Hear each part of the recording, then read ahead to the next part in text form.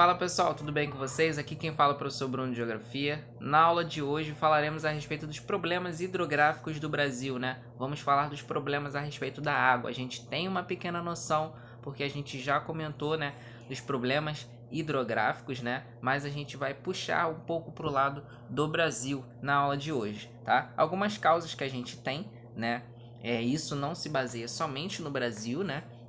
Mas de uma forma geral, mas aqui a gente abrange na questão de países tanto desenvolvidos quanto subdesenvolvidos, tá? Algumas causas então, né? A principal causa da poluição das águas é o desenvolvimento desenfreado das atividades econômicas, sobretudo nas cidades, com o aumento da deposição indevida de rejeitos advindos do sistema de esgoto e saneamento, né? A gente tem essa noção aqui porque a gente falou, né, nas últimas aulas, né, a respeito da poluição vinda das indústrias, né, da questão de despejos industriais ali em questões de água, né, em rios, em mares e oceanos, e isso acarretando num grande problema, tá? E muito por conta das atividades econômicas, né? Porque um país ele precisa estar sempre em desenvolvimento, né? E a economia gira em torno desse desenvolvimento também. Então a gente precisa de um aumento nas atividades industriais e com isso nas atividades econômicas também.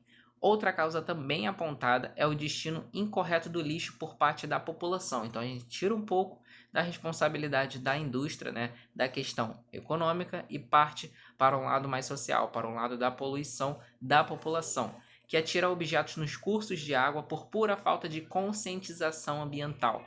Então a gente tem aí um outro problema. A gente tem aquele viés onde determinados locais não têm o saneamento necessário por conta de um investimento do governo, mas tem também locais onde a gente tem todo o tipo de cuidado, né? Mas a própria população ela não cuida, ela não tem a conscientização ambiental, né? Talvez por não ter passado numa educação adequada, né? Mas na maioria das vezes é por pura falta de comprometimento com o meio ambiente, entendeu? Então a gente tem sim esses problemas por conta da população, elas só agravam esse problema. E por falar em agravar, a gente tem os principais agravantes de ordem rural e urbana. Então a gente mistura os dois lados aí da mesma moeda, tá? A perda da biodiversidade em razão do desmatamento e da queimada, né? Então a gente sabe que o Brasil tem uma biodiversidade muito grande, né? Tanto de fauna quanto de flora. E com esses problemas a gente acaba tendo essa questão de biodiversidade se destruindo, né, diminuindo cada vez mais. A gente tem um exemplo aí da queimada que está tendo, né, no Brasil. A gente sabe que muitos animais estão morrendo, muitas faunas e floras ali estão encerrando, estão sendo extintas por causa disso. Então a gente tem um problema muito grande em que, claro, que todos os problemas que a gente envolve na natureza em grande escala acaba sendo prejudicial tanto para a natureza quanto para a sociedade, tá? Degradação e esgotamento dos solos por causa das técnicas de produção, né? Então aí já é uma questão mais rural, né? Na questão de estar depositando algumas coisas ali improdutivas para o solo, né? Não enriquecedoras para o solo, isso faz com que ele vai se degradando ao longo do tempo e perdendo os seus nutrientes ali e acabando sendo inutilizado ao longo do tempo, tá? Escassez da água pelo mau uso e gerenciamento das bacias hidrográficas, né? A gente já falou a respeito disso também, né?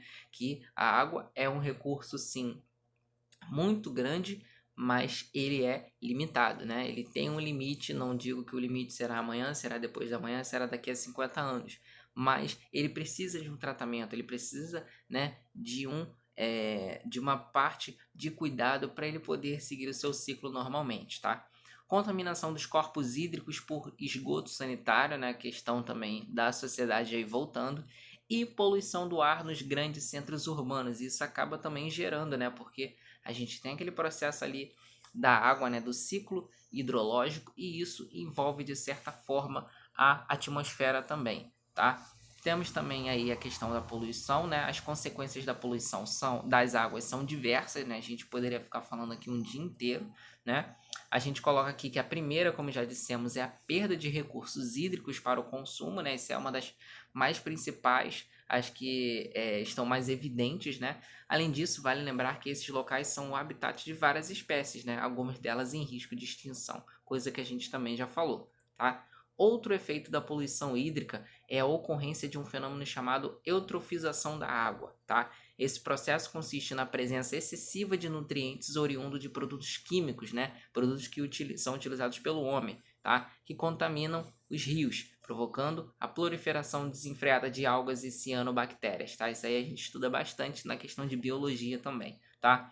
Que impedem a entrada de luz nos ambientes fluviais e reduzem a disponibilidade de oxigênio na água. Então é um processo ali em que ele vai acarretar no ciclo hidrológico da água, né? Ele acaba prejudicando esse ciclo, o que pode gerar a morte de incontáveis espécies que precisam daquela distribuição ali, tá?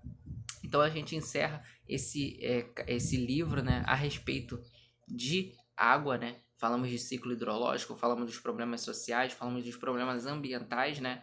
Falamos também da questão do desenvolvimento econômico por conta dos rios, tá? Então a água ela tem bastante assunto para falar. A gente deu uma breve resumida. Espero que vocês tenham gostado. Se cuidem e até o próximo vídeo.